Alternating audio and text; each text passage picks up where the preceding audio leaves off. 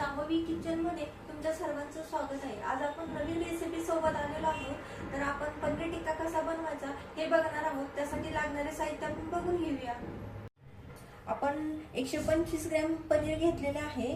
त्याच्यामध्ये थोडीशी हळद टाकली आहे। 1 कप दुधात मसाला टाकून घेतलेला आहे मिक्स करून।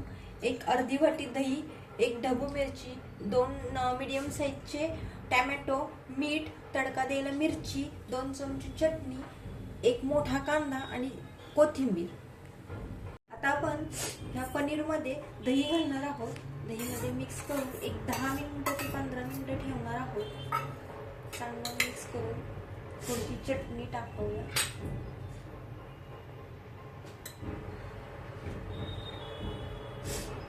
किंचितशी टाका चटणी। नंतर आपण टाकणारच आहोत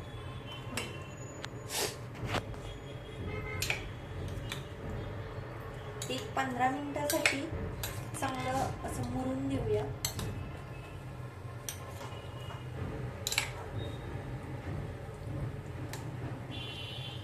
आणि असं जर तुम्हाला दही टाकून करायचं नसेल तर तुम्ही तेलामध्ये पनीर थोडंसं फ्राय केलं तरी चालेल। तशी देखील पनीर टिक्क्याची भाजी खूप सुंदर लागते।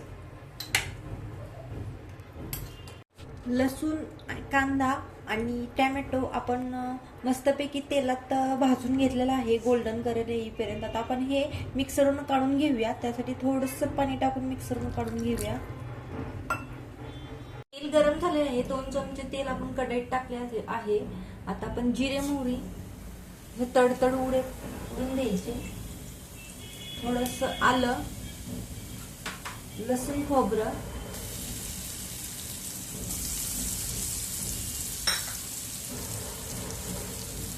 शिमला मिर्च 1 कटिंग केलेली, हे चांगलं मस्त पैकी परतून घ्या।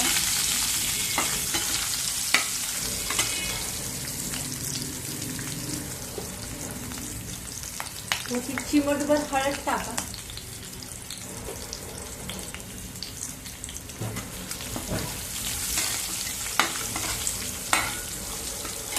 हे लसूण खोबरं भाजलेलं आहे, ढबू मिरची फ्राय झालेली आहे।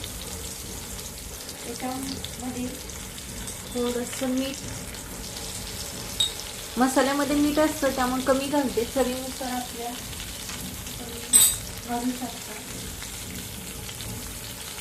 आता हे टोमॅटो, कांदा, ग्रेव्ही आपण टाकत आहोत त्याच्यामध्ये।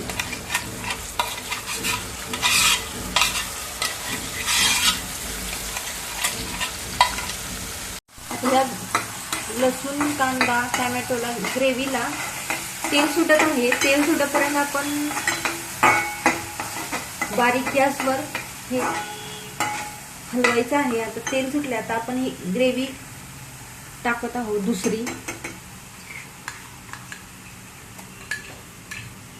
पनीरला जी लागते ग्रेव्ही बाहेर मार्केटमध्ये सहज भेटते पनीर टिक्का मसाला म्हणून।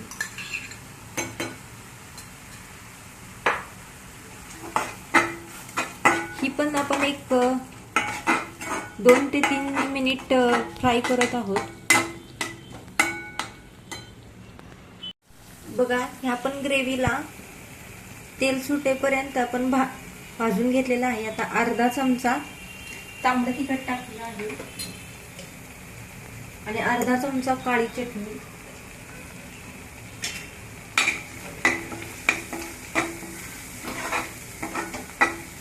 गॅस मीडियम ठेवा।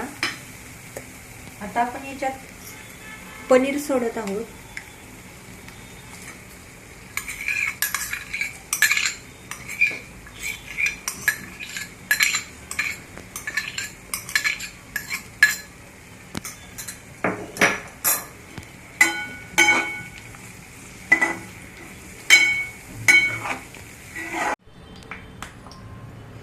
तेल पण गरम झालेलं आहे।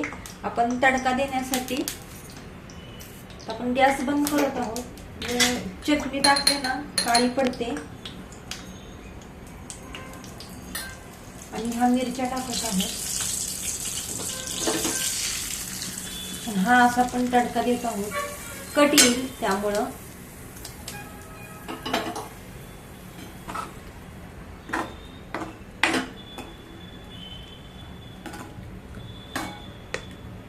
तुम्ही बघू शकता पनीरची भाजी कशी झालेली आहे. आता ही थंड झाली ना, त्याला खूप असा मस्तपैकी लालसर कट येतो.